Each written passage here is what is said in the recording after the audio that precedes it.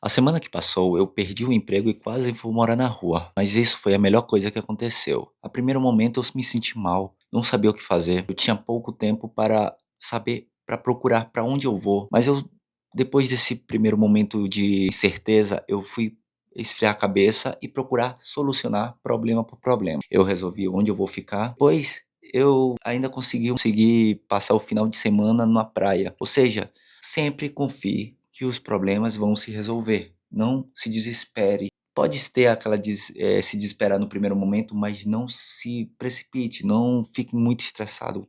Confie no processo, confie que ele vai dar certo. Pode parecer difícil no começo. Eu também me senti assim. O que é que eu vou fazer? Vou ficar na rua? Eu tenho um mês para viajar, para ir de volta para o Maranhão.